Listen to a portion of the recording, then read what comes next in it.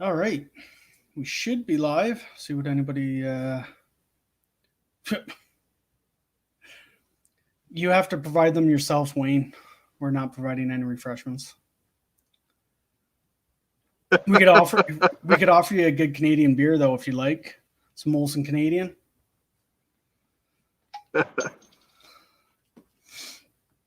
So, can everybody hear us here, or are we? You guys hear me all right? What's going on here? There we are. Yeah, we're good.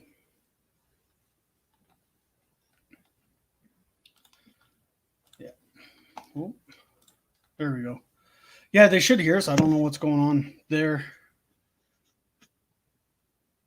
All right. Hey, David Golden. How you doing? Oh, videos by Al. Perfect. All right. Well, we'll get this started. We're, I think, a little bit earlier, a couple minutes.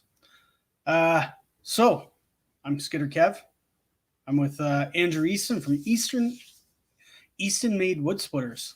And we, my boss, he owns a Bell's processor, firewood processor. And this gentleman right here is the one who purchased the company. It was his father that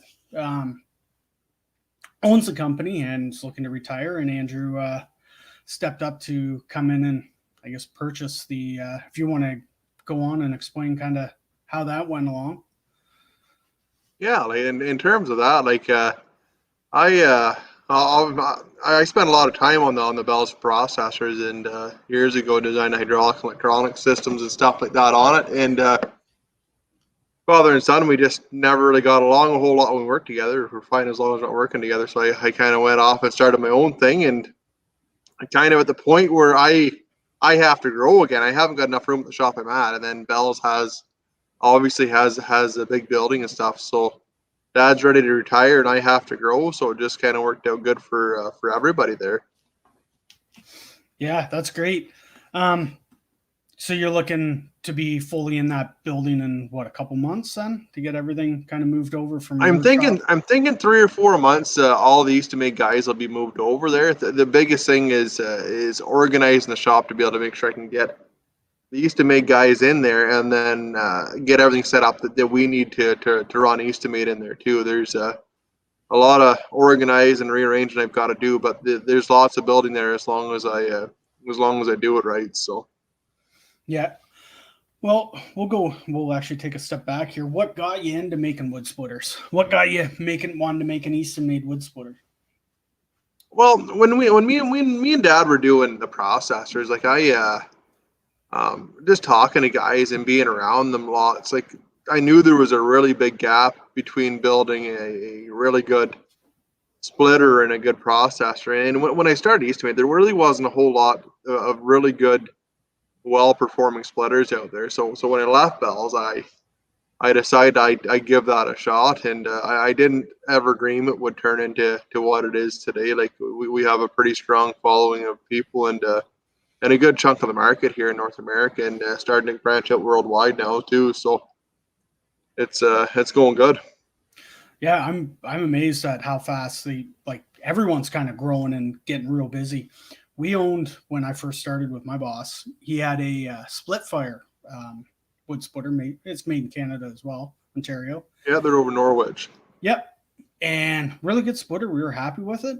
But this was before I was on social media and all that. I never even knew about Easton Made and these big heavier splitters. And I'm like, where have these been all my life? How come we didn't own one of these before the firewood processor, right?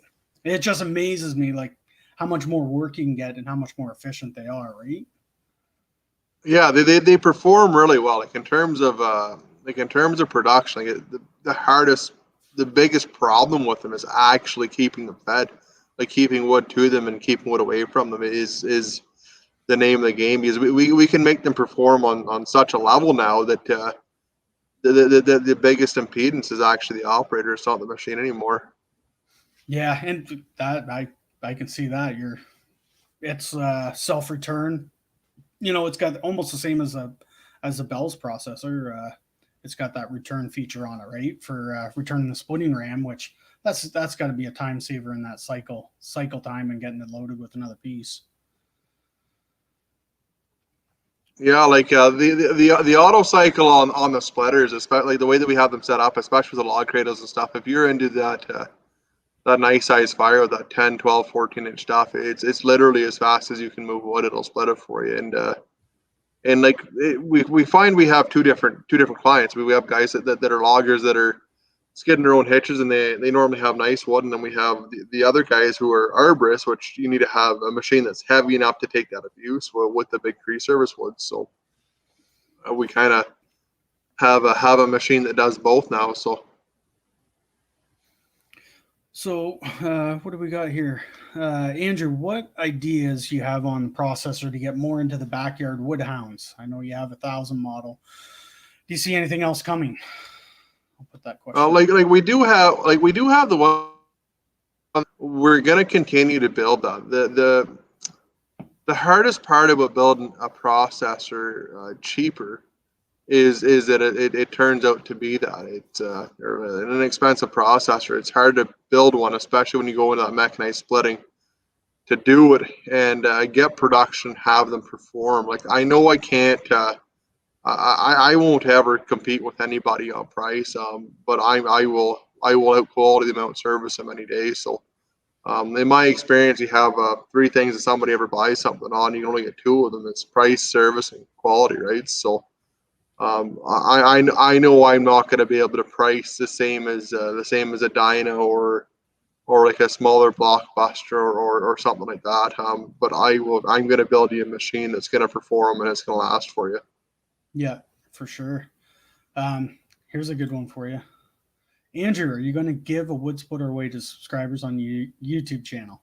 Oh, I have thought of it. Yeah, 100% I have. It's definitely crossed my mind. We're 1,000 subs there now, which is really good because this was just it was just a project for me to connect with people and have fun. And I in terms of the following on social media, it's been fantastic because I get to hear from just about everybody. It's great. Like and situations because everybody has a different perspective and point of view on things, and the more you hear from people, the more you grow. But I have been thinking maybe if we get like 25,000 subs, I might give away a splitter to somebody, and I think that'd be a really cool idea. That would be, and I don't know anybody who has done that yet. I think you're going to be the first on that, and that is a good way to push your channel up and that to get to that 25,000 subscriber. Yeah, I definitely like to do that. Like, we've talked about that quite a bit, me and Jerry and the guys at Shop here. We thought that would be a really neat thing to do because we really want to try and get them into hands of people that maybe might not have a chance to ever own one. Like they're a high ticket item, and it'd be nice to give one to somebody and make a difference for them. Yeah. Another thing I've heard you talk about already, you said you're changing to powder coating the processors as well now, the same as your wood splitters. Yeah, we are. Like the right now, Bell's runs like a standard automotive paint booth with it's a really good epoxy paint on. They sandblast everything, and in order for me to kind of streamline the process there and have both EASTOMADE and Bell's in the same building, that's the burden in the shop right now is the paint process. When you go to powder coat, you can not only is the quality of the paint significantly better and down the road it lasts, but it's also a lot quicker process. The biggest thing is the initial investment. It's a lot of money to shell out to get powder coating equipment the size to do a firewood processor. But I know for sure that I'm gonna do that, and that's top of my priority list within the next 3 or 4 months because I know my splitters are definitely gonna be powder coated one way or the other. So yeah, which that Bell's paint that they're using I made a comment to my boss on how well, like it was good paint. Like I'm impressed on how well it's stood up to the weather and for sun fade and that, like very little or doesn't seem to be. oh yeah, and then the process of applying it makes a big difference too. Like there's a lot of companies that will just like literally wipe the oil off the steel and paint it with a water-based paint, and you can tell a year or two down the road like you can see it fade really, really bad. Where if you actually take the time to properly sandblast and to properly coat it with primer and the paint that you use, it makes a world of difference. And then on the road is a lot better than like you have something looks beat up. Mark, yes, will you be at the Paul Bunyan show if they have it? And if so, will you be bringing a Model 1000? Yeah, I think if they have the Paul Bunyan show, I'm going to try and make it down there. I'd like to kind of bring, if I could, like a 1000 and a 2000 bar saw is something we're going to work on a lot.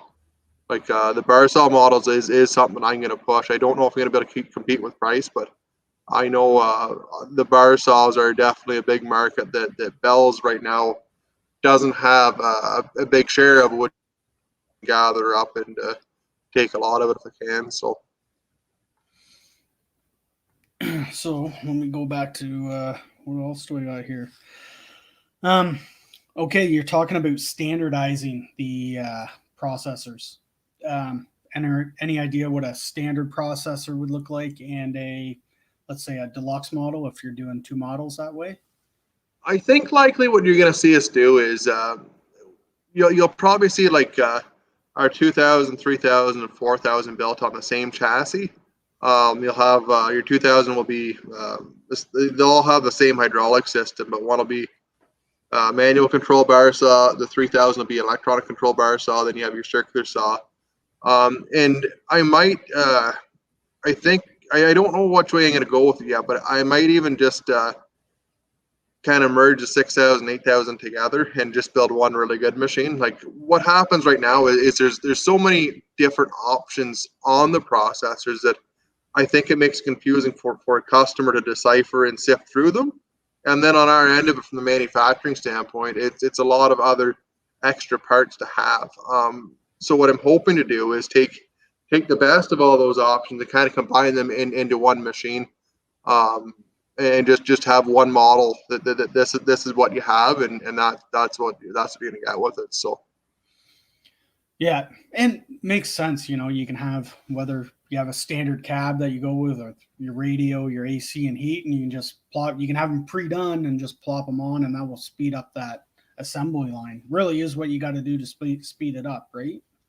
Yeah, that's exactly it. Like when I started building the splitters, like there were a lot of different options you could buy for splitters when I started building them, and I think for a lot of guys, you'd always be thinking back and forth. I know myself, buying equipment, there's a lot of options. It's hard to know exactly what you need and what you want. Like for example, when I started doing the splitters, you could buy one with a log lift, without, table grate, auto cycle valve, electric start. Like there was so many different options on them, and it doesn't need to be that complicated. If you're going to go into that caliber machine, you're likely going to want all that stuff anyways, and just make it a whole lot easier. Well, and I kind of agree with it. If you're gonna spend, you might as well get everything, the whole kit and caboodle. They, like, even with the bigger processors, you get a cab with the AC and everything, heat, radio, whatever else is coming in them, and then one without a cab. Yeah, that's exactly it. That's exactly what I'm planning on doing, and trying to keep it really simple for guys ordering, and keep it simple for our staff at the shop here. So. I got another one to add how you do that before I get into another question here. What about guys that want to add custom stuff on it? Would you still be doing that? Would that still be an option for guys? Not likely, honestly. From a manufacturing standpoint, whenever you throw a custom part or a custom piece in there, it costs a lot of money to do it, because if it takes you X amount of time, say 20 hours to do the custom step, where normally it would take you 5 to just do the normal, you have to charge so much money to do it, and then servicing it down the road is a lot more difficult to do, because you need to keep a record of so much for each machine. So I don't think you'll likely see us do a whole lot of custom stuff. It would be just standard. I've had lots of guys call EASTOMADE and ask for custom stuff, and it's just the amount of time and resources it takes to do it, it just isn't viable. Like, I see a lot of guys asking, they want that extra leg on the live deck to help, either with, if you're doing longer wood or shorter wood. Yeah, like with the extra live deck leg, like I think I'm just gonna go ahead and put it on. Like if you Yeah, buy it'll the just be there then. Yeah, processor, it's so just gonna be on there. yeah, Because that makes sense. if you're doing 8-foot wood, you're gonna want something like that, and maybe sometimes you might get 16s, maybe you might get 8s, and depending on where it goes in the country, a lot of places you go only have 8-foot wood. You go in the UP in Michigan and places like that, it's all 8-foot wood. They don't have 16. So in terms of resale value, if you want to resell the machine, it's so much more diverse for everybody at that stage. Yeah. All right. Kathy asks, will we ever have a distributor in the USA? If so, we're happy to run the show here. I don't think you'll ever see us have any distributors in North America. I have one agent in the UK just because the service and like obviously the time differences and stuff like that and logistics of actually getting in there. I think the biggest reason I don't want to have distributors is one, I don't think I'd be able to effectively service them with how busy we are right now, and number two, if somebody does need service, typically if they come right to us, we can service them better than a dealer will. Most of the stuff on the processors and splitters is basic mechanical stuff, and we can normally talk somebody through quite easily how to repair something over the phone, and we can normally get parts out in a matter of a couple of days, and if it's catastrophic, overnight. So yeah, okay. William, are you going to have any used splitters that are demo units? and periodically they'll come up. It's really hard to say. Like sometimes we get them and sometimes we don't. Just kind of depending on what's going on around here, what we're working on or tinkering with, or what orders we have. A used splitter, used EaStonMade splitter is a pretty hot ticket right now. Like even guys that have bought them two or 3 years ago, they're pretty well getting what they paid for them. And not even a question asked. So they hold their value incredibly well, getting it back, and they're normally gone pretty quick.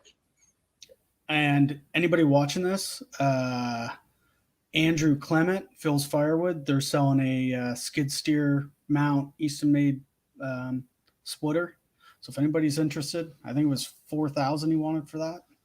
Yeah, it's a 524 that Andrew's got, and I think he's got the 6-way wedge with it too. And Yeah. I don't think there's a lot of use on that machine. So if you're looking for a really good skid steer splitter, Phil's Firewood in New York, Andrew has one for sale. I just don't think he uses it as much as he thought he would. So yeah, that's basically what I saw him say in the ad. So if anybody's interested, there's one right there for you.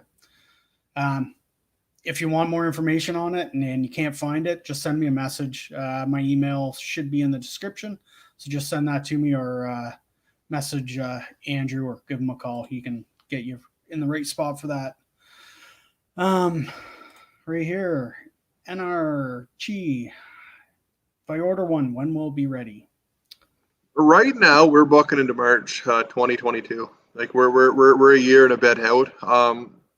That being said, hopefully with this amalgamation, we're going to be able to move that up quite a bit. But right now, it's really hard to make a commitment without knowing exactly where we're going to be on it. So we're telling guys right now, as per our schedule that we have at EaStonMade, it's going to be March 2022.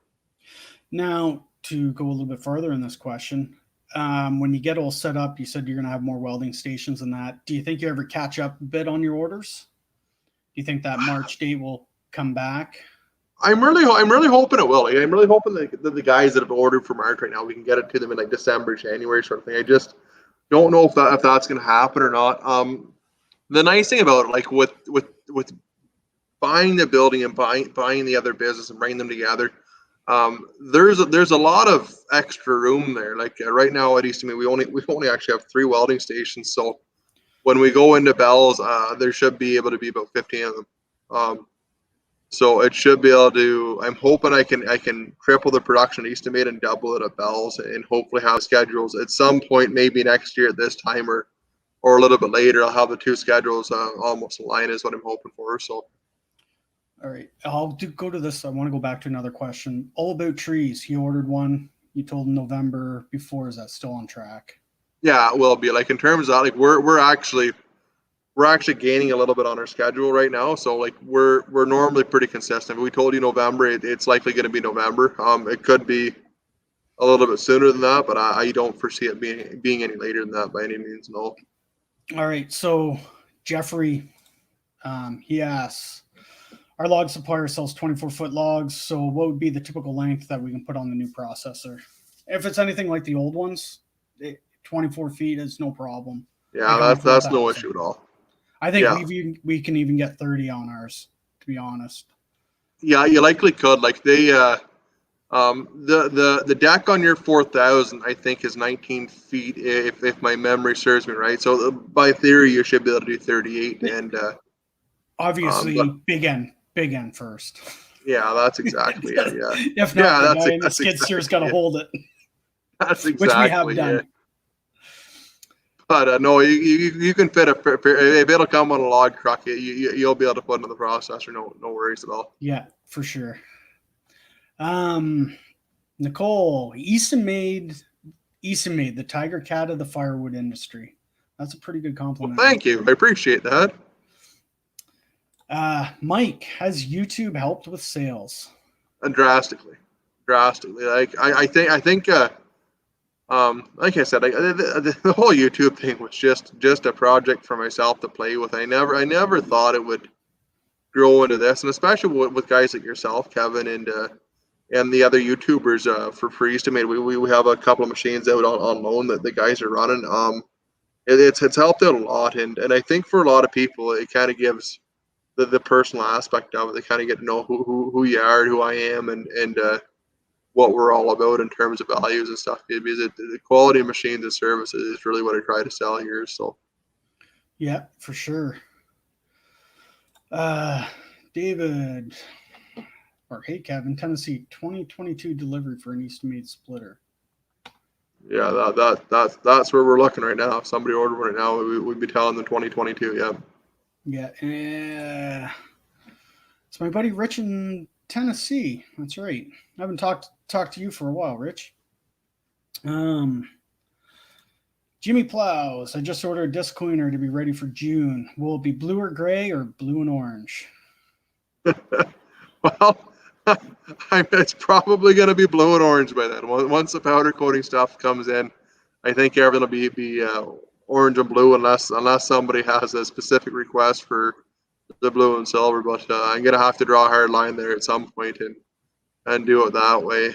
Not that I don't want to have the Bells brand or anything. I just I would just like to have it all under one blanket and do it that way. So the boss and I have already had this discussion. I think it will look slick with orange and blue.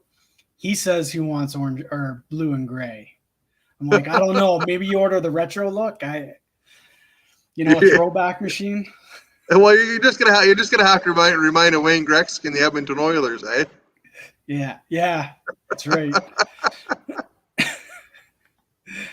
But that's good. You choose. You can still do both ways, or yeah. And I think likely by the time that I get the powder coating stuff in, like I'll probably just switch to the orange and blue, just for the sake of it being easy. Like we've done it before, and the other big part of that, like Dad's pretty good at the blue and silver. Most machines are blue and silver, but we have had a handful of people request different colors, and on my end of it, in terms of branding, if you see a blue and orange piece of firewood equipment in North America, you know it's an EASTOMADE.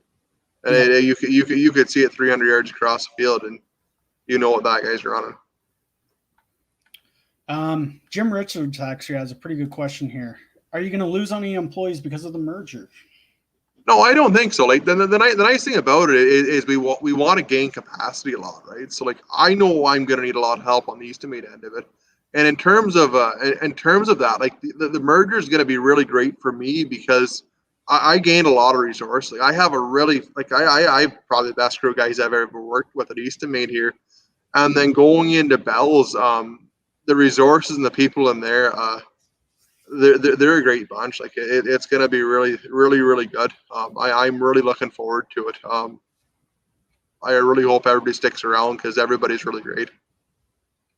Yeah, and you got some good guys. Mike, Well, He, Mikey Kuzno's a really yeah, good guy. Gage Arsenal, Jeremy Bell, like you have no idea the caliber of people in there, and they're sharp guys, and he sides of it. Like I'm so lucky to be surrounded by the people that I have. Like I did a video on that the other day. You can't soar with eagles if you run with turkeys. So yeah. For there's another one. Where is it? Rich right here says he's gonna buy an Easton Made because he gave Joe's premium firewood one. well, thanks a lot. Joe's been great to me. Joe's a fantastic guy to work with. He's been I've had lots of telephone conversations with Joe, and he's been really good to me. And it's nice to see a channel like Joe's where he just runs the machine. Like it kind of takes the BS out of it, and he has so many videos that you can uh, you can go right through and look at all of them and see the good, the bad, and the ugly of it. And I think that really helps people out. Yeah, for sure. And that's like we said already. That's what people want to see. Normal people using it. Nothing's really changing. Oh, we just won't use that clip or whatever. Joe's doing it live, and that's what you're seeing, right? Oh Majority yeah, of his for live sure. streams. That's exactly it. And there's no point in sugarcoating, especially with firewood and stuff, because anybody that's ever split wood or done it with this equipment knows that it's not always perfect. It never will be. It'd be great if we were running the same. If you could run the same all the time, then it would be so easy to do. But there's such a variance with firewood that the consistency is never there. So Yeah. Elite Outdoors, Andrew, how does it feel to be famous now? Can't we wait to see that first Easton Main processor? Kev, when we get one, I'll be studying your videos. You're an excellent operator. Well, thank you. I'm not quite sure what to say to that one. It's just a normal guy having a beer with Kev tonight. So Well, you're the talk of the town now. Everybody talks about a Bell's, and the first thing they say, they want to get it out. It's going to be an Easton Made now. yeah, no, I'm actually overwhelmed with the support from everybody on the different Facebook groups and on YouTube and stuff. For me, obviously it's a big bite. It's a big bill that I'm flipping here, and a big bite taken off. And obviously I've done the calculation, the math works out, but it's still a big bite. And the scary part of it is I feel comfortable. I'm not the slightest bit concerned about it, or even a little bit. Poor dad's worried sick about it. He's a dad though, right? So Yeah. Oh, yeah. Well, I'm sure he's looking out for you too, like most oh dads. yeah, for sure. Chad asks, if someone orders parts in a year, will there be new colors or old colors? Well, I'm really hoping I build you a good enough machine that you don't need the parts. Good answer. Mr. Haley, you guys put on an excellent live stream. Well, thank you, David. He's sucking up. There we go. Backwoods Firewood. Hey, Kev, Andrew, and all you woodhounds. Good evening. Good chatting. Well, thanks a lot, Dan. I love watching Dan's channel. He's got all sorts of good stuff on there. Keep up the good work, Dan. You really do a great job. Yeah, he does for sure. And his channel has blown up as well, for sure. Oh yeah, well he puts a lot of effort into it. He does a really great job of it. That's what I'm saying. Even like Dan's got a Wolfridge, and even the guys that have different brands, just showing different commercial splitters and what they can do for people and how they can help them out. That's been the biggest part of this for everybody. Even if it's not my splitter or Chris's or brute force or whatever, just having that exposure with people and the different brands has really helped bring this mainstream for us. And there's all kinds of guys that just really enjoy splitting firewood. I kind of think of it like a zero turn lawn tractor, right? You never seen one 15 years ago, but now every guy that likes cutting grass has got one, right? So yeah, that's for sure. And for you guys, the owners like you and Chris, I see a lot. It's always good comments back and forth to each other. They both make a great.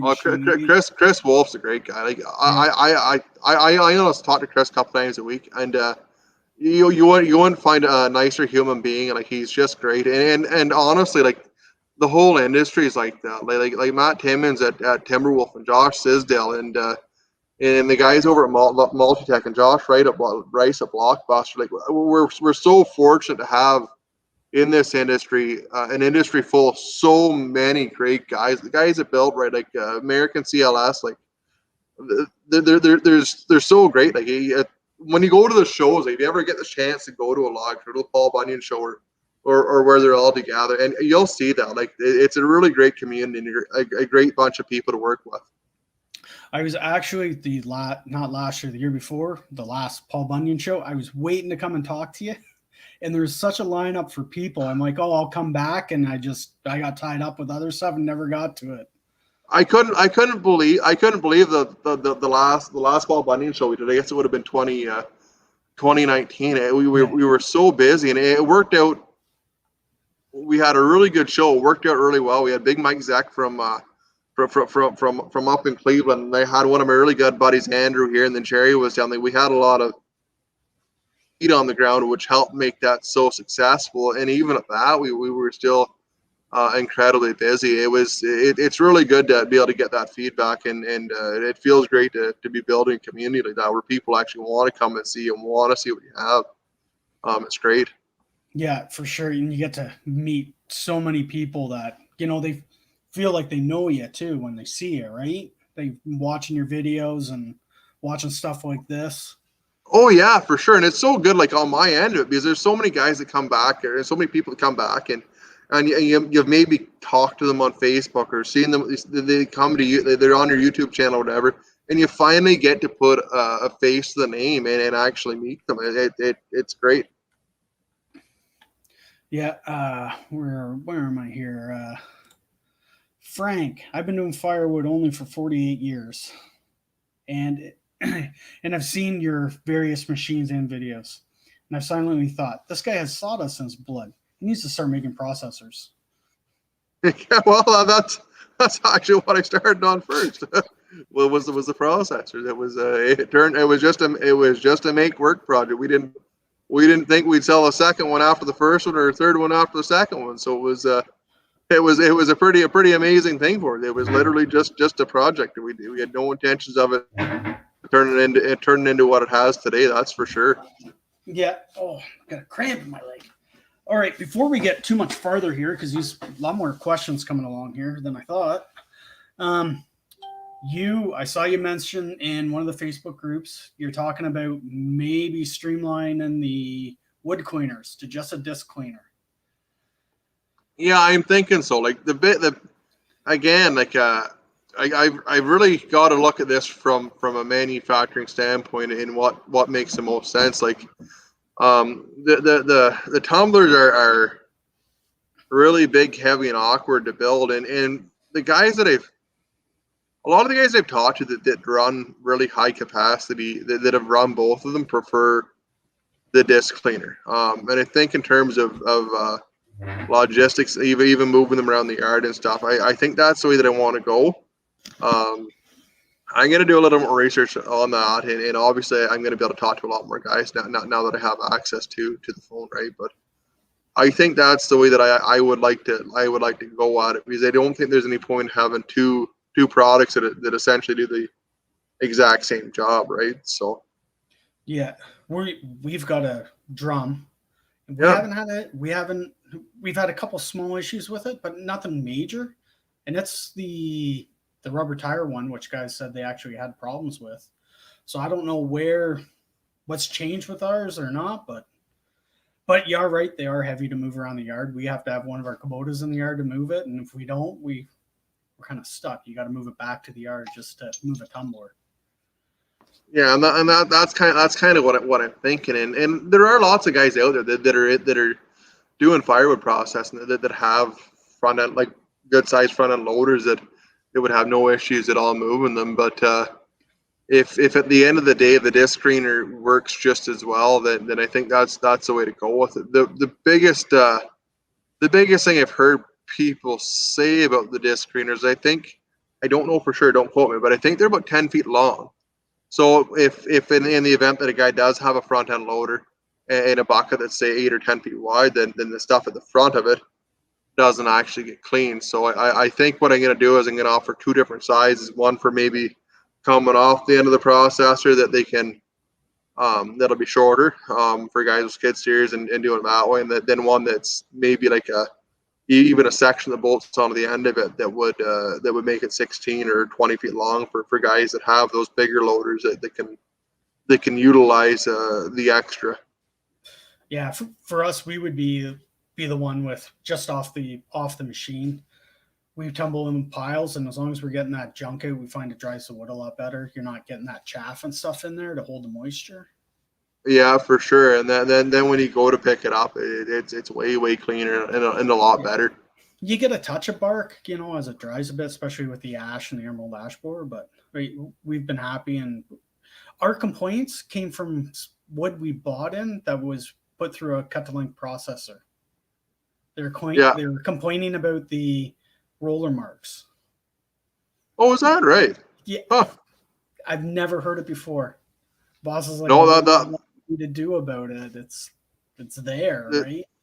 It's a hard way to get around. Like there's, especially when you're buying logs in volume and doing them in volume, like you have to have that equipment. Like there's still lots of guys out there hand felling around line skidders and stuff, but those guys are normally doing wood to do a nice job in the bush sort of thing and low impact logging, right? So yeah, yes, it's not high production like a lot of guys. Yeah, and you want to put out a lot of firewood, you need high production. That's exactly like you need to be able to be dropping wood on the ground. Yeah. All about trees. He's got another question here. Any thoughts of doing a wireless hydraulic controls instead of levers? I don't know on that respect. Like I've often thought about doing a fully automatic processor.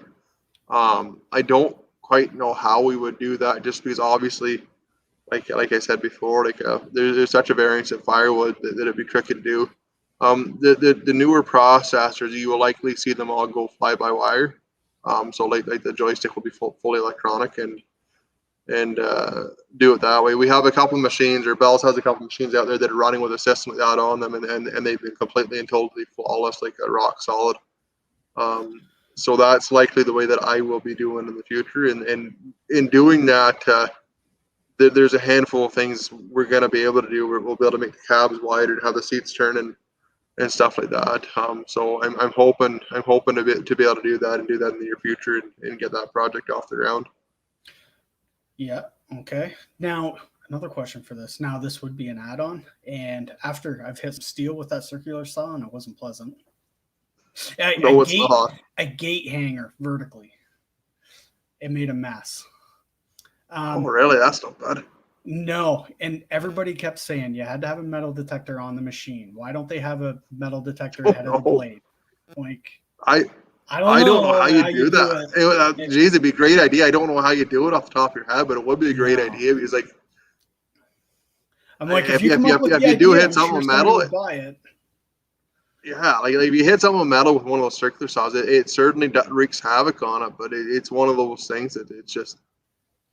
It ripped every tooth off. I'll send you a picture after this. It ripped every tooth off and every holder. Oh, it would just peel it right off. Like Dad's had. Well, growing up, Dad was a locking contractor, right? Like, and so Dad had feather bunchers and skidders, all that kind of stuff. And I've seen it twice where the slasher blade went through the clam on the loader. And I'll tell you, that makes an awful mess. Yeah, well, I bet it's not pretty. So we got Steven. What splitter would you recommend for someone that does 20 to 30 cord a year by himself as a side business? If you plan on doing kind of a low volume, look at the Axis, the 916 or the 1222. Those would be the three that I would recommend. The 916 is going to have a lift on it, and it's going to have a fast enough cycle that you'll be able to produce. If you want all the options on it, like the auto cycle, electric start, the 6-way, then you're better off to go to the 1222, because honestly, there's not a big price difference once you start adding up the options on it. Or the Axis is another really good thing for that too, because a lot of guys like that, especially Jerry. Jerry's really partial to the Axis because of the high work table on it, and and it's still in that price range where it's affordable for a guy that's maybe not doing high volume.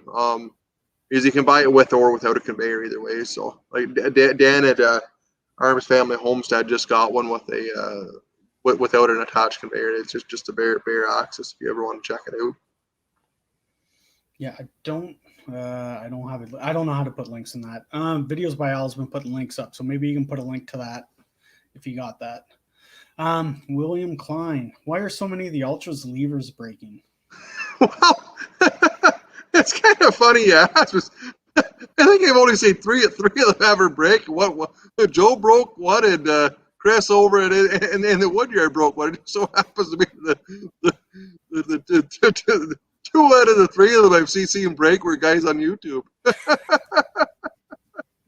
I'm not quite sure if guys are pushing them sideways or what. I have no idea. But literally, I've had like three of them break, and two of them are the most exposed people I could ever send them to. Oh, wow.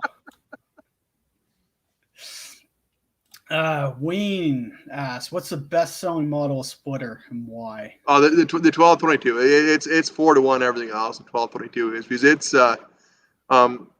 like it's like for a splitter that all out performance and like rugged, like heavy built, and like most guys that are buying them are like we're selling a lot of them with a 4-way and a box wedge, because the 4-way will do all of your really ugly, nasty stuff in your smaller wood, and then the box wedge will do your big rounds that are cleaner, and it seems to work out really well. Like you can get like we do the 2228 with like the 12-way wedge, and you'll see other brands kind of pushing that 12-way wedge and the bigger wedges, but you know yourself when you get into dirty wood, it's not necessarily the answer.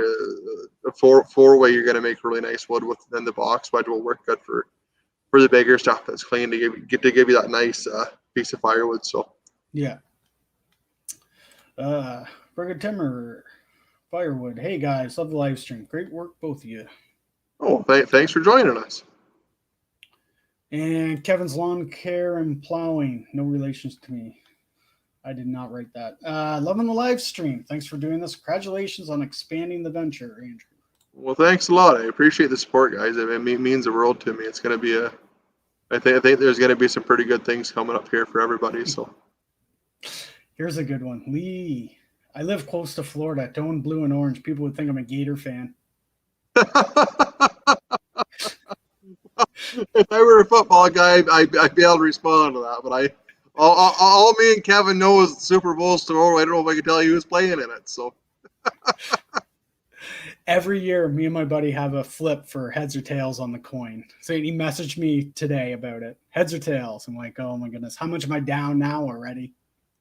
Well, that's about all I can tell you about it. I really enjoy watching it though. Like it's kind of a funny thing. I don't watch football any other time of the year, but by halfway through the second quarter of Super Bowl, I know who I'm cheering for. I don't know why. Yeah. Carol Ann, she was talking, Brian from Mass. I was talking to your dad, the turn of the new year, ready to pull the trigger on an 8,000. Time of delivery was March 2020. What's the lead time processors now? I think the lead time of the process mid to late June is where they're bucking into right now. And that's just off the top, man. That could vary one way or the other. I've only been in there kind of down and around for a week, honestly. So that's kind of what they were saying the other day. So, that's not too bad. I think when we bought. No, it's really not. 4 years ago when we bought ours, I think it was still 6 weeks, 6 or 8 weeks. So that's still a decent amount of time. Yeah, like we've been trying to keep them down, like with the processors. They normally try to keep about a 6 to 8 week lead time, and by all rights, like that's where I'd like to be with the splatters. It's just kind of exploded at a rate that like I've been trying to do building here with the township and stuff, and the people have been really good at Drummond Township, but just there's procedures, right? They can only do it so fast. So, Andrew, I've noticed your competition using that Geltac style levers and using pushers and other components now very obvious in the EASTOMADE style. They say imitation is the greatest form of flattery. Yeah, I think like if you take a look across the rest of the industries too, you'll see that a lot of the guys are are kind of starting to step up their game with that. And so stuff like that's really hard to kind of get the supply chain working for you, because obviously when you anybody can buy an off the shelf Prince valve or whatever and put it on a log splitter and get the supply chain to work for them pretty effectively for that. But when you get into that custom stuff like that, you got to be really proactive, be able to forecast for your suppliers, and it's a lot more effort, a lot more commitment, and obviously the price of those components versus the standard off the shelf stuff is a huge cost difference, even on our end of it. So. Oh, Paul says specialization and convenience seems to be the future of firewood here in the Lake of the Ozarks in Missouri. People seem more likely to grab 4 or 5 bundles on the way home at a convenience store than get a truckload at a time. Yeah, for sure. Like that's what I've seen with the industry too. Is there's way more people that are go on that bag route, and I kind of think of it like a bag of ice. Like everybody's got an ice cube tray in their freezer, but they still grab a couple of bags of ice on the way home, right? So. Yeah, and we do some bags too, and we just went through 2,000 bags in 2 months, I think. Yeah, you go through a pile of them. Like I think that's really the future. And in terms of a perspective or the perspective of a firewood producer, it's worth way more money. You put a little bit more effort into it, obviously, but and you can get more out of that raw material than you're laughing, right? Yeah, it does take a bit more work, and you got to find guys to do it because it's not the easiest job bagging wood, or however you do it bagged. I've seen, I don't know how many different ways people do it on here, wrapping, and I don't know if there's a right or a wrong to it. And I've seen some machines that do it and stuff. And again, it's one of those things that if every piece of firewood were the same, it'd be so simple to make a machine to do it, but it's just not the case. And even the machines and systems that I've seen to do it just aren't. They're still not foolproof. There's still a lot of manual handling there, and I don't know whether it's worth doing it that way or not. Honestly, I haven't had enough experience with the mechanized end of that part of it to know. Yeah, you'd almost have to sit there for a week and really watch and see how well it works before you really want to jump into that, in my eyes. And you see, it almost seems more European, not so much here in North America, where you see those like self-contained machines. They'll process, split small, and bag. Yeah, and there's a handful of them in Europe that'll do it, and like I said, I think there's still got to be a lot of operator intervention there that I don't know if you'd ever get away from that, and quite possibly in the future we'll be able to do it. Like a lot of sawmills are automated and stuff like that perform incredibly well. So it may be entirely possible, but until I kind of, or people in the industry put their heads together, it's going to be a hard thing to overcome right now. So I'm going to skip a few questions here, and I got to go right to this one because this is my boss. Pete wants to know if you can still get the original bells color when you take over the business. Well, it depends on when he ordered the machine. If he ordered it last week, he's probably in good luck. If he ordered it this week, he's going to have to do some sweet talking to get her in blue and silver. I'll ask his next question. How much would it cost extra so he can have it in blue and gray? Well, you tell him to get a deposit, and I'll see if I can't look after it. But it's got to happen soon because it's going to be blue and orange. Paul says one improvement John Deere made on a 4020 tractor and was a huge success was the operating station comfort. Figures that'd be a huge improvement for the processors. Yeah, for sure. Like what I'm planning on doing with it, you and I talked about this a little bit earlier, Kevin, is I'm actually going to do this. Right now, the way the processors are set up, they call it an inline design. So the splitter is actually directly over top of the infeed trough, and the way that I plan on doing it is offset. So the splitter will actually be offset to the infeed trough, and in doing that, it's going to allow for a lot bigger cab, and I'm thinking I can do it. And the biggest part of this for me going forward to build a processor to do this is going to be control of the wooden quality of it. I really don't care if I've got the fastest machine. I want to make sure that I've got the most consistent and well built one. If it's a tad bit slower than the next guy, I really don't care. I just want to be comfortable and consistent and work well for people. Yeah.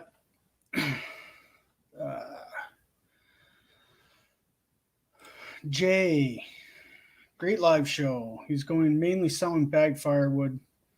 He gets most of his wood from his arborist, so all sizes. Still buys log trucks as well. Log truck loads of firewood as well. What machine would you recommend? Like in terms of a processor or a splitter, Jay, like we I'm gonna assume a splitter. a splitter, like if you're getting arborist stuff, buy a 2228. You're gonna spend a little bit more money for it, but the grain structure of a log or a tree that grows out in the open that a tree service is going to take down versus something that's cut with in the forest. The grain structure of those two woods is completely different. Whether you could have the same species of wood, but if it grows in the open, it's going to be twisted. And that's what that 2228 is made to do. Yeah. What percentage of your business would you guess comes from your social media YouTube presence? Oh, I'd say 89. I honestly don't know. Well, you know, I was going to say I don't know how any way to track it, but it probably could be. Is we do have a form on our website that asks where you're seeing us, and I'm going to say 80 or 90% of it is from that. Honestly, it's been the best marketing I've ever done, hands down. Yeah, I bet. And you see a lot of companies like this. It's the same. We've already talked about this, how much social media has helped them, whether it's YouTube or Instagram or wherever they're sharing it, kind of. But those are fairly common platforms. Yeah, and I've noticed a lot too, because like when we started building the processors, 2009, so that's been 12 years, I guess, and they like. There wasn't. I've got kids. That's funny. So, do you know the Excavator song at all? Oh yes, that's the only one my youngest wants to watch is the equipment stuff. Thanks for this, Pete. I don't even know where I was going with that. Sorry. That was great. All right. Let me get back here on the questions. Okay, I'm guessing Jeff's asking about the processors. What kind of engines will you be using? Sticking with the cats? That's a hard one. If you switch to Cummins, you may win my boss back over. Well, it won't be a Cummins. I know that for sure. Dad's looked into the Cummins, and it's Kubota's right in the running for me right now, like big time, like a lot. It's pretty well at the very top of the heap for me. I don't want to say we've had issues with Cat, but there's been some supply chain things with Cat that haven't been great. I don't know if it was on the Bell's end of it that the hiccup was, or on the Cat end of it, but I know for sure that everybody's got a Kubota dealer in their backyard, and they are a rock solid engine. They're a nice setup. Yeah, I don't think you can go wrong with a Kubota. Kubota's I don't think so either. I gotta say good things about Kubota too. So we run a couple of them. John, do you plan on putting a hydraulic lift arm on the 2228 with the diesel engine? Yeah, it comes standard with it. It has all of our machines other than the Ultra have a log lift standard on them. And I figured out who Jimmy Plows is, because you must have a really good customer for bagged wood, Kev, and he would be one of those customers. I was wondering if that was him. Next innovation, automated bundling and bagging systems. Yeah, maybe at some point. I know I've got to get the wheels under the bus here and get her rolling in the right direction. It's going really good right now. I know I've got to. I think it's more of a daunting task than a difficult one to merge everything together. And I got a plan. I know how I'm going to put it all together. We just got to get get feet moving and stuff happening, right? So Yeah, for sure. Any plans on adding box wedge that's capable of competing with Multi-Tech 16-way? I don't know. Hayden selling my bells. He had no choice. Now this is Rich in Tennessee. He was, because it was for bagging wood, and that was his problem. You couldn't get small enough pieces. Yeah, and that's going to be kind of a tricky one. I don't know whether I'm going to go that way or not. The way that the splitter is going to be designed on the new bells is, I think we're going to be capable of doing that. I just don't know which way we're going to go with it. That being said, I got a few tricks up my sleeves and ideas to integrate into that machine or into the processors that might just eliminate that whole 16-way head thing and make really consistent bagged firewood for guys like yourself. Because that's where the market's going. We got to find something that's going to do it, and I think I got a way to do it with minimal scrap. So, and exactly like I've talked about, and I've seen a bunch of comments coming up talking about doing bagged wood as well. So it's, guys want that little bit of smaller stuff, not the bigger wood coming out of like an 8-way wedge, right? Yeah. Elite Outdoors. Good job, guys. Lots of questions to handle. Andrew has been doing an awesome job at these questions.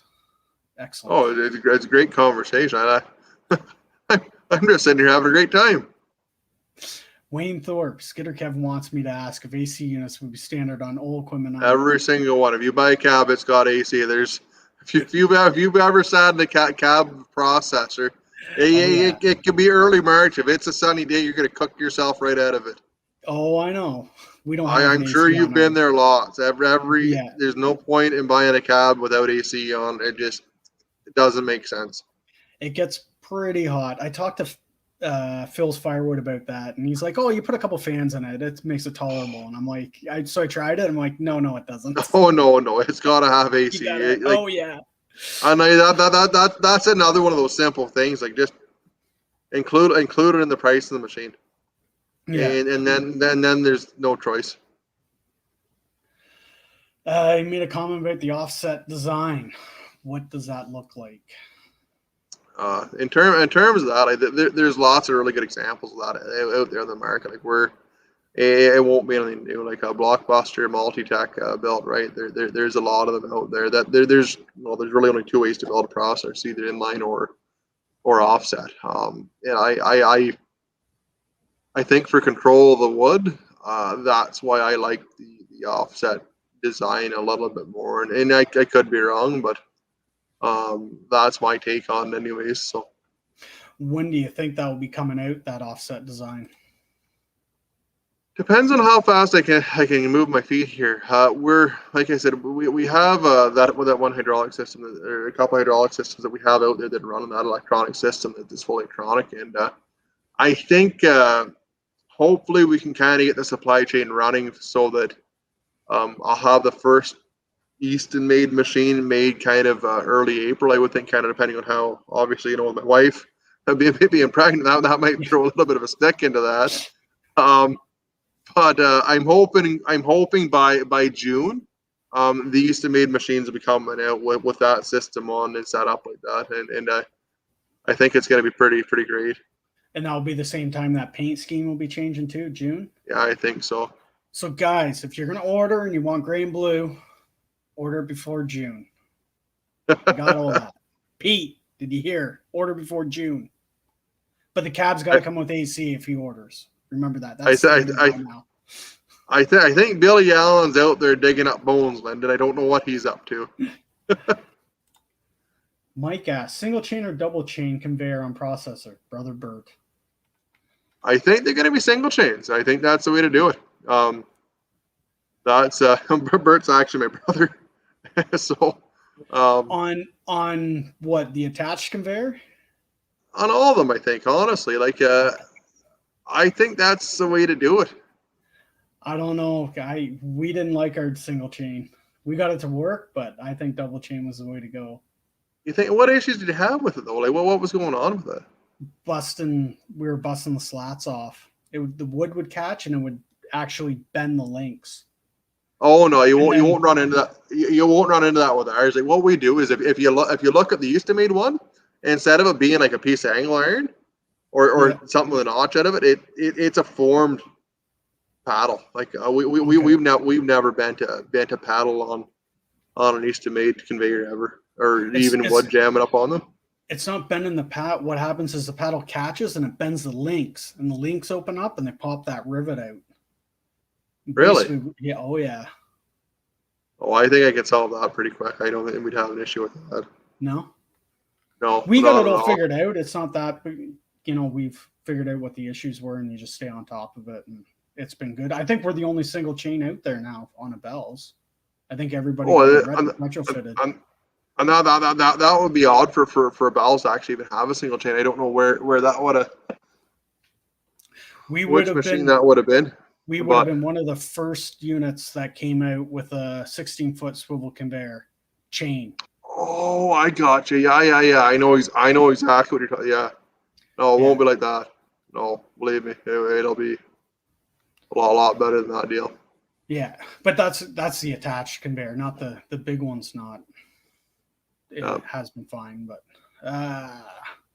Rich says he breaks paddles every week. Is that on the bells or on your? You got a multi-tech, I thought. The big thing with that with the whole because the chain conveyors. Well, honestly, I want to say the sensitive thing, but it's not. But the you gotta have the motor sized properly for it. Like that. That's obviously a huge part of that. And you have to have the right pressure flow going to it because if you have way too much, you're going to bend and break stuff. Yeah, It's going and to that's happen. understandable too. But if you size everything properly, you'll never ever touch one. Like Yeah, I don't think we've ever like since we even at that like we might have had a handful of paddles break, well not even break but bend on our conveyors, and then we went to that formed one, and I've never the conveyor's not something we ever even look at. Like once they go out the door, we never ever tell nothing from them again. So yeah. Chad, he wants to see Andrew driving a Corvette and EASTOMADE covers, tugging one of his splitters in the next Canada Day parade. I saw that you just got a new Corvette, did you not? yeah, I did. I Sweet. got an orange vet. Yeah, I did the other day. I had a C5 Z06. I bought it last summer, and it just turned out that this one had come up, and it was the right car and the right mileage and the right price. And I said, you know what? I'm just going to go ahead and do that. Yeah. Jim, figured to ask a couple of Canadians, will the Red Wings make the playoffs this year? Hopefully not. I have no idea. Go Leafs, go. Oh no, I'm a Senders fan. It's a Senders Oh Habs. no. If I ever cheer for the Leafs, my old man would disown me. You'd never live it down. So you've already answered some of my questions, the big changes, and that's doing the offset splitting hedges, splitting chambers.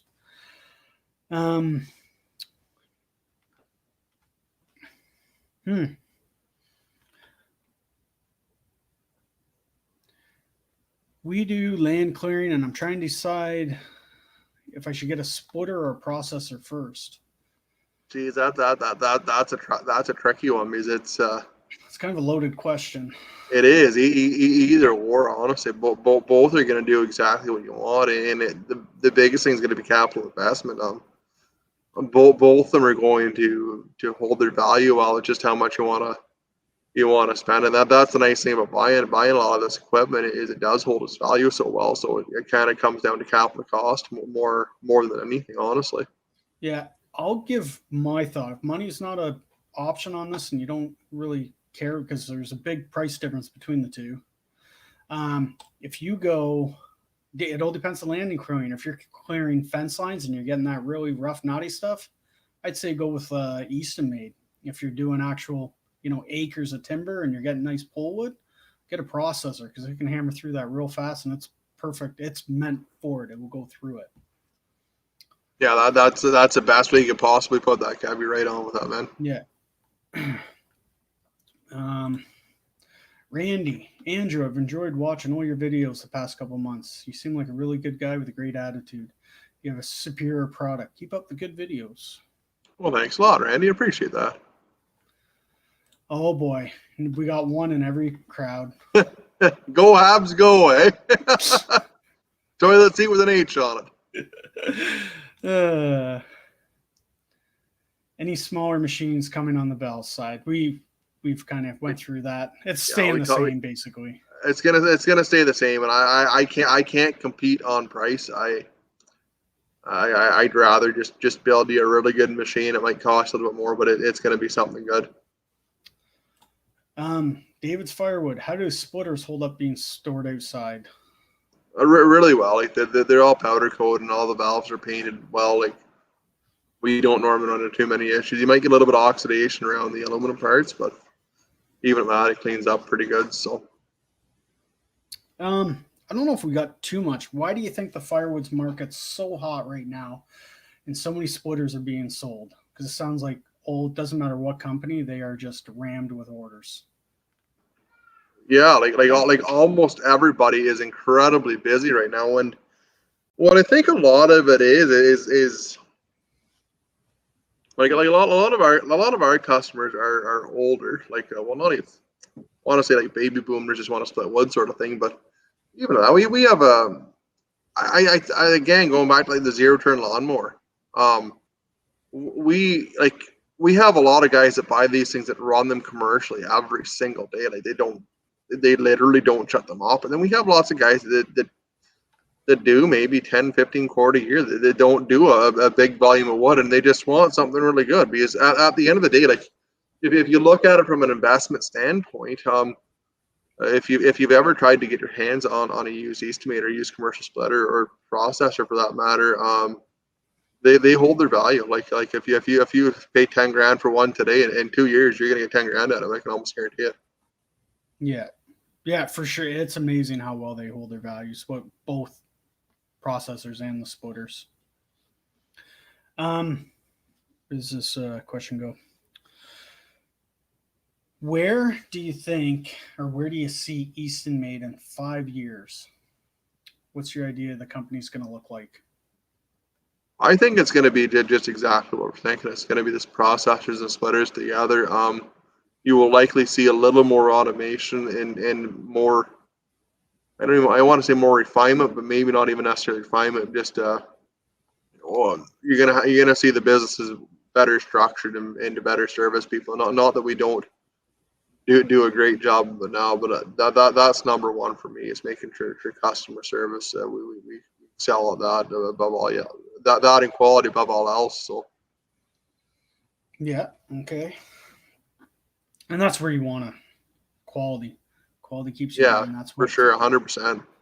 You know, you see it when you have a good quality machine.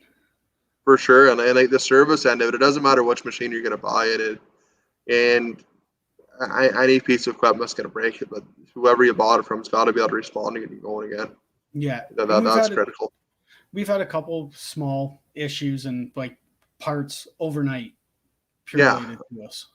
And that's exactly how it's got to be. And at the end of the day, like again, like we have a lot of people that buy them for their own personal use, and then you're running a business. You have to be running. You have to get stuff going. Yeah. What else? What do you think? Your thoughts on doing a fully automated machine? Do you think it will ever happen? I don't know. It's worth the time to invest time in it, or just keep it the way it is? Because wood can be, it's not a standard size and knots, and it's strange because I'm about 50-50 on it, honestly, Kev, because like on one side of it, I see the value on it. If you can run, if you're running a full-time production and you can be one less man, then you're 45-50 grand a year, then the investment pays for. But I think no matter what, with firewood, you're always going to have some form of operator intervention. I don't think there'd be any such thing as a fully automated firewood processor. Like I've seen some of them done before, but like you see videos of them running short clips. I'd like to see it run all day. Like, and that's coming from my professional opinion and trying to do things. If firewood's not consistent, and if we were running the same thing over and over again, the exact same size, it would be such a simple job to do. You'd be able to do it blindfolded.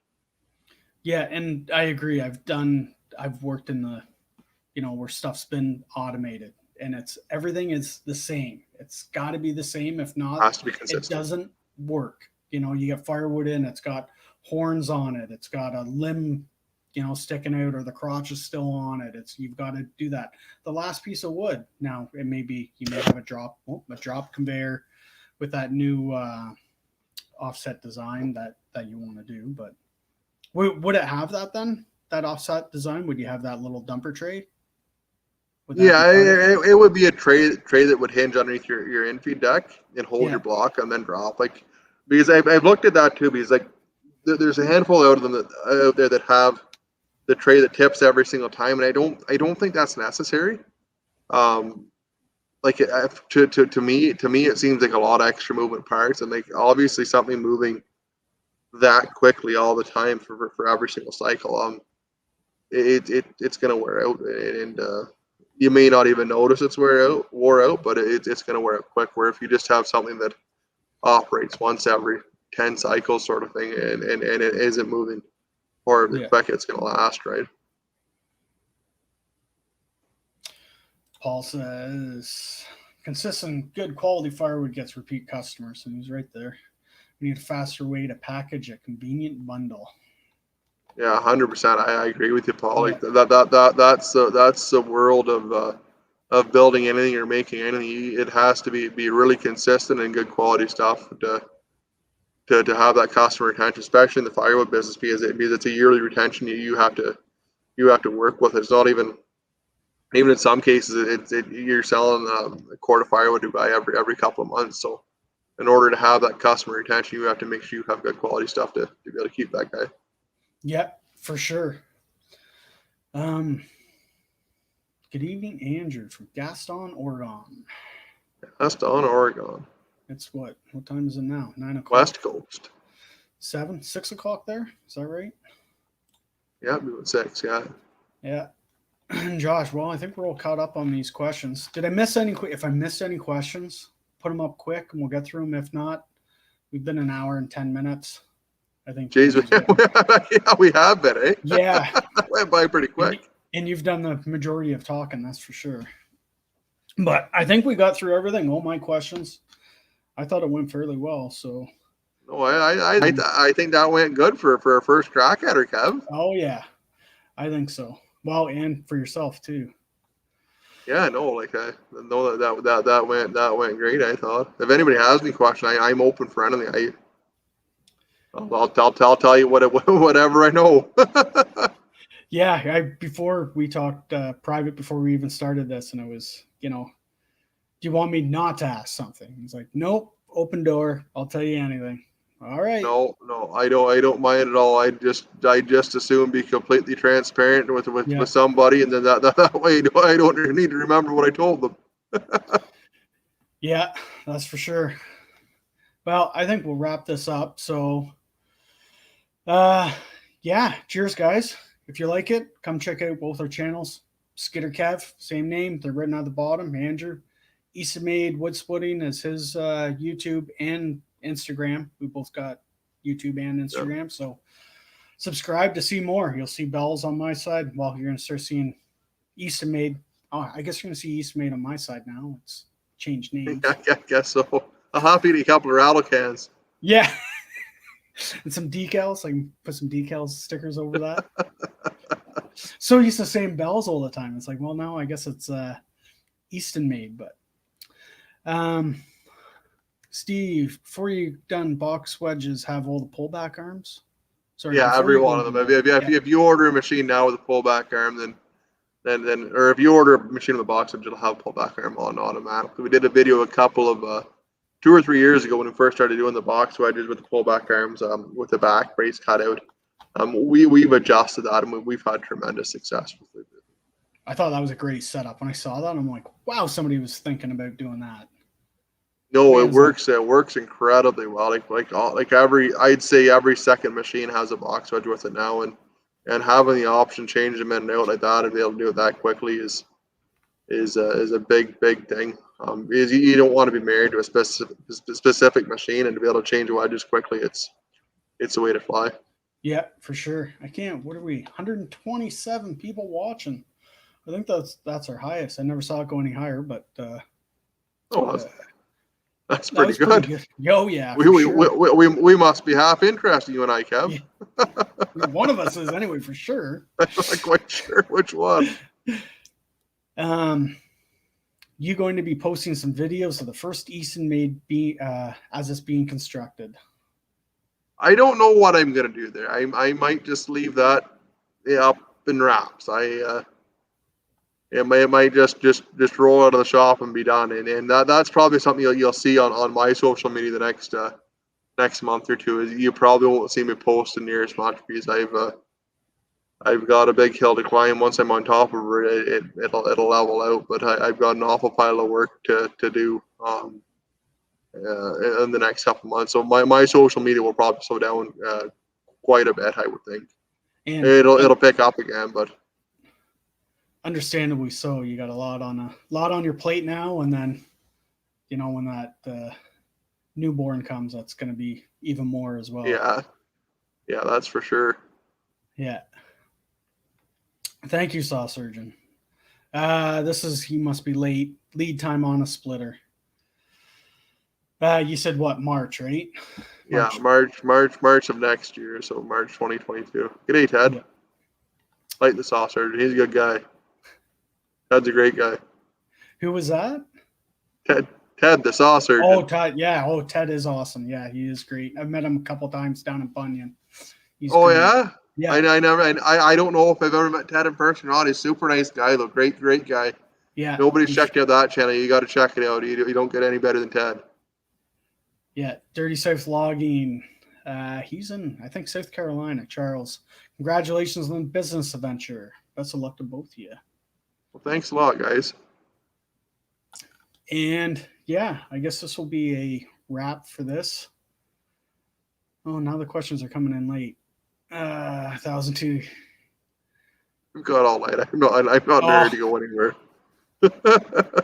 You said some changes to the smaller bar saws, 1,000, 2,000 units. What were your plans on some improvements? Well, the biggest thing, I don't know. I think the 1,000 is going to stay the same, Trevor. The 2,000, you're going to see a big horsepower machine there. Like they're a lot of the manufacturers run the 50 or 65 horsepower on the bar saw units right now. We're going to run a 74.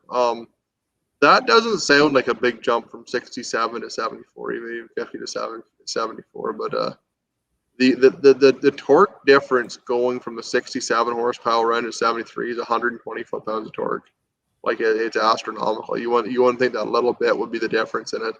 And honestly, the cost difference on our end of it for the engine is negligible. It's not a big difference between the 50 and even the 74, but the difference in torque, power of the engine is huge. Like if you've ever seen it, I don't know if they still have the videos out there. We used to build bar saws with 84 horse on them, 90 horse engines on them, and I'll tell you, it's just as fast as that saw drop. It'll like when the saw is sharp, it'll compete block to block with a circular saw any day. So that's the plan for it, is to put the horsepower to them. Would you change the horsepower in the 4,000? Would you give it more power?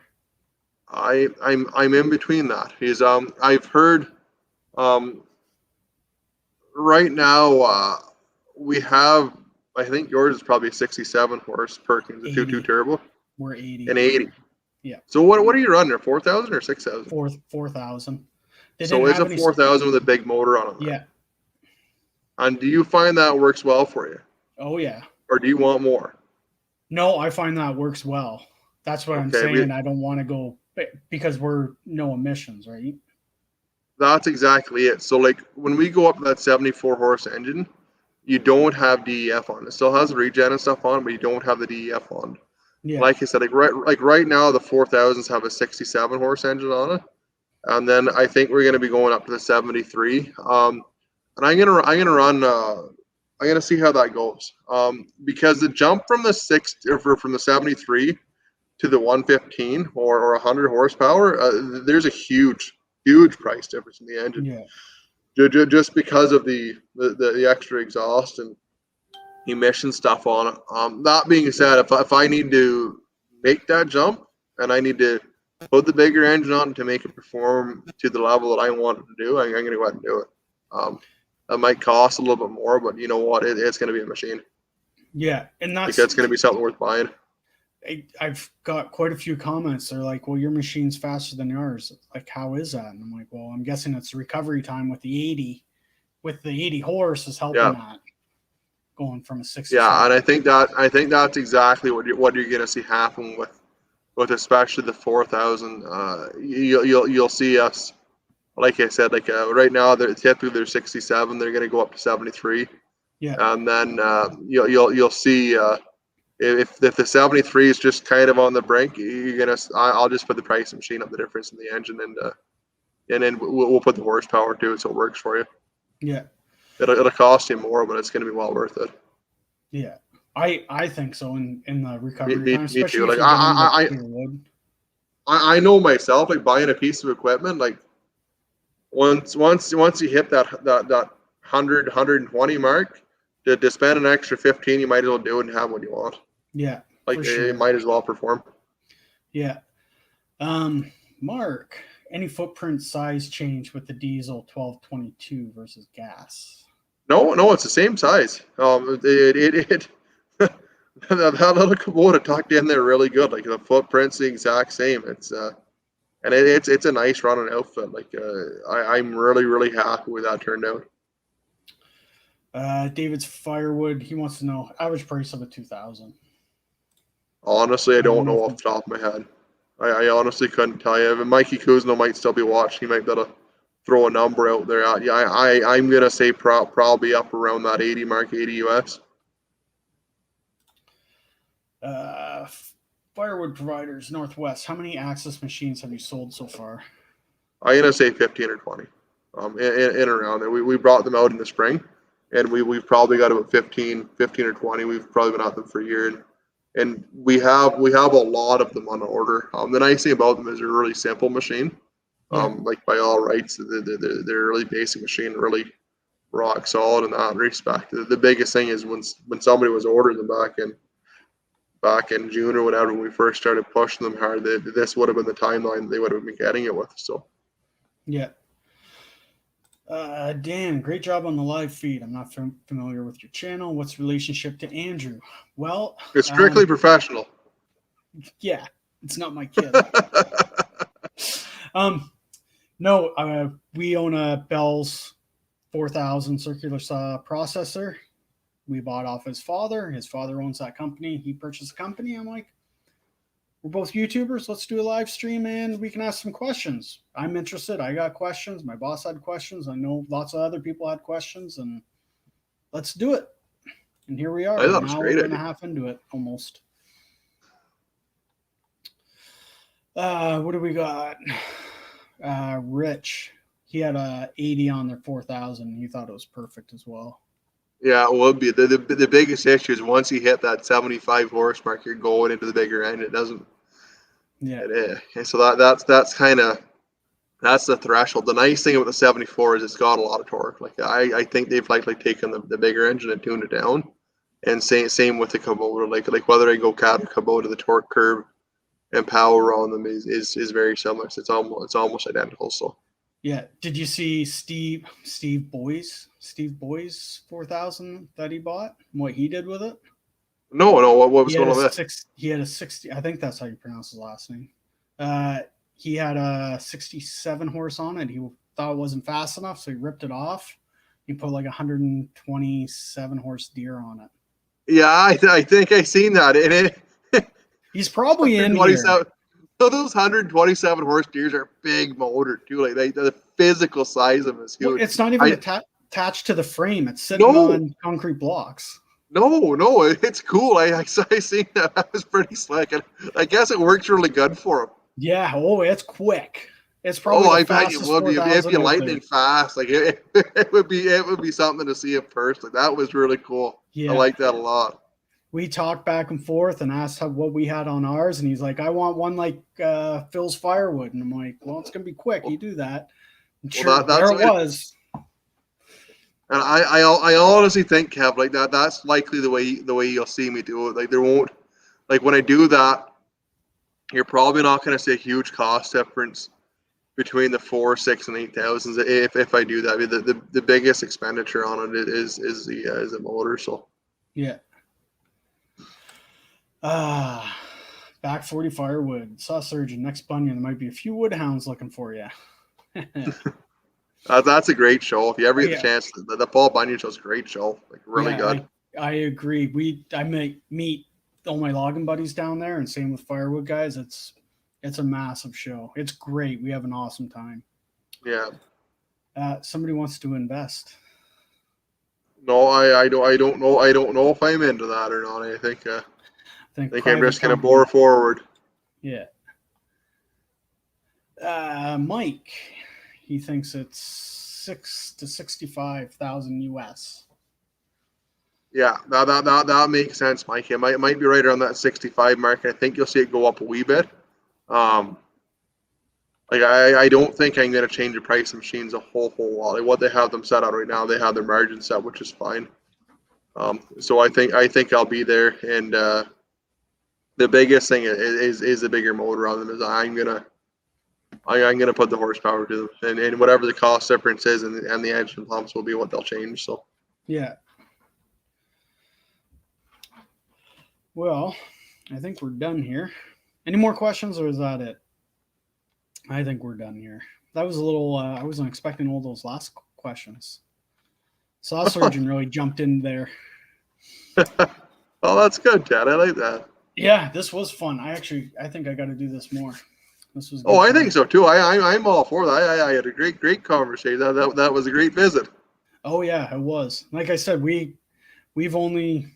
I don't think I haven't met you, but your dad. I've been up at the shop and that when we were looking at the machines the first time. We've walked through.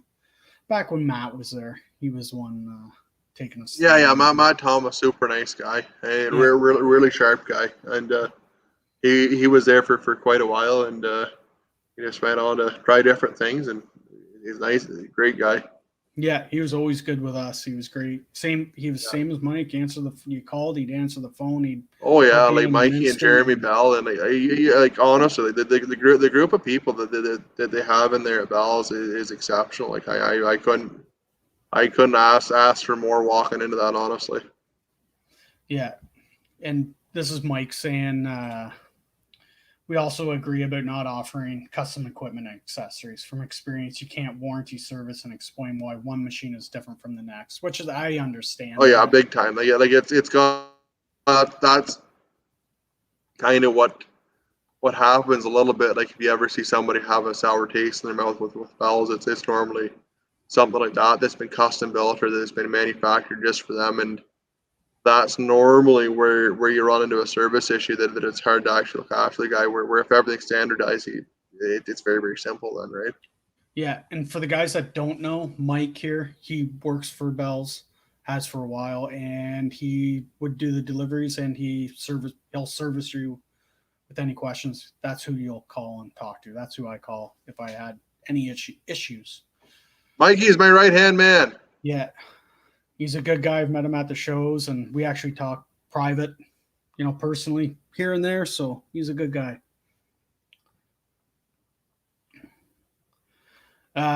Russell, would you be making extended length feed decks, full tree length wood, 25 to 30 feet? Well, you can get that on a regular deck anyway. So Yeah, yeah, and like in terms of like live deck legs, me and Mikey have talked about that a wee bit. Like we offer an option for like the standard decks 8 feet, and then the extended ones 10 feet into for an extra log. Most time you're gonna have a guy sitting there loading it anyways, and for the extra screwing around, I don't know if it's worth it. And like just simple things like that, we're gonna try and end result, or either that, we're just going to do the 10-footers. So that's kind of the decisions that I've got to make here in the coming weeks to decide which way we're going to go with all those little options that we have to make sure that we're building one machine that we can look after. Just split the difference at 9. Well, we might even do that. Who knows? Get both sides. Yeah, that's a funny thing. We have a guy, they get their wood done, custom done at 14-inch. It's like it's a long 12 or a short 16. Yeah, it depends on how you look at it, right? Yeah, that's how he sells it. I guess so. I'm like, all right, but whatever. I'll set it to however you want it. We'll make it for you. You got the money. That's right. This is actually a pretty good question.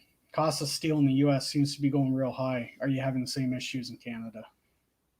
Honestly, no. Like, I think it may be delayed. We may end up seeing it in the next couple of weeks, the next month. When my steel prices have stayed very, very consistent for the last year.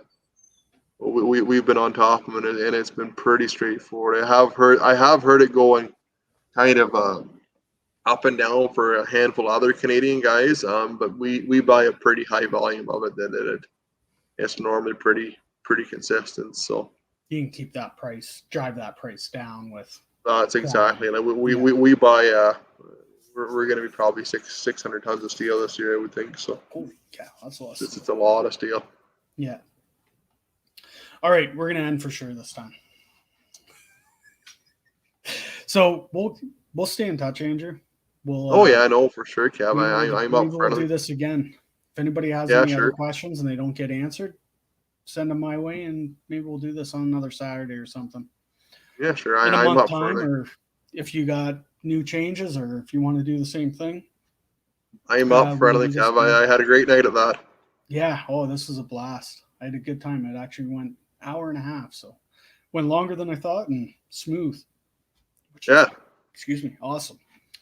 So anyway, guys, like I said, you can find me on YouTube, Instagram, and Andrew as well. Skitter Kev for me, EASTOMADE Wood Splitters for Andrew. You can find them there. Both post, weekly content. You said yours is going to slow down a bit, but understand. Yeah, it'll slow down a wee bit, but it'll be sped up here. Another 3 or 4 months, midsummer, you'll see it pick back up again for us, I think. Awesome. All right. Well, thanks for watching, guys. We'll talk to you later.